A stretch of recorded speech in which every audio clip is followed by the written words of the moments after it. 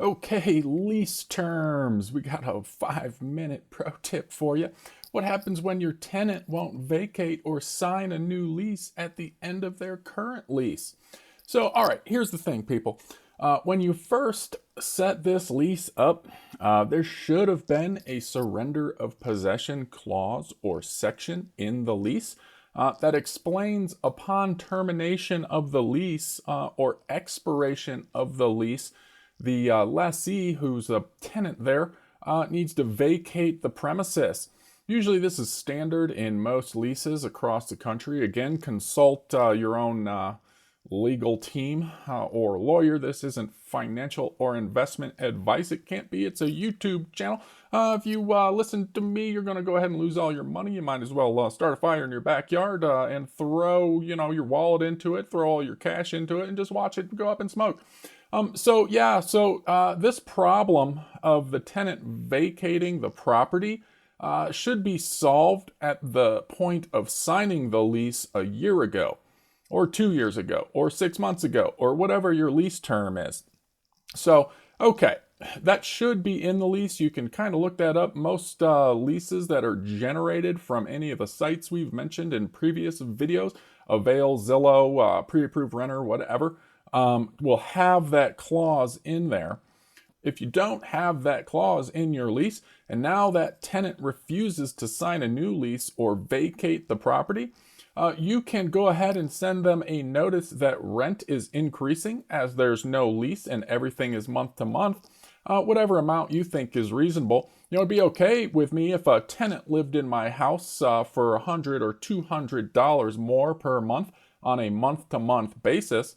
But just figure out what you would charge month to month if you had a tenant that was month to month, and go ahead and send them a notice that that's what you're going to charge them.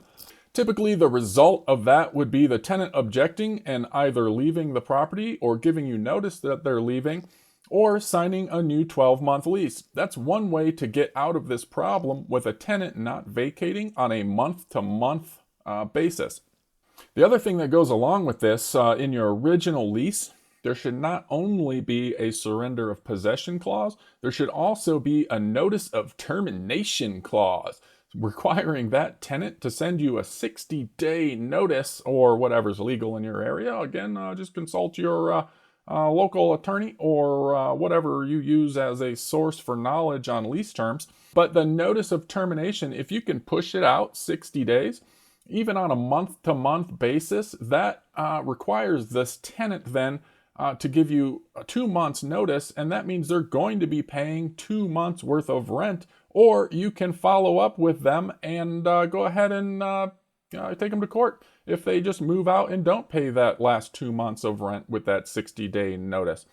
So there you go. That's a couple solutions to this problem. Ideally, the problem gets solved before the tenant moves in on that original lease. But if you find yourself stuck, go ahead and send them a notice of increased rent, as long as that's legal in your area.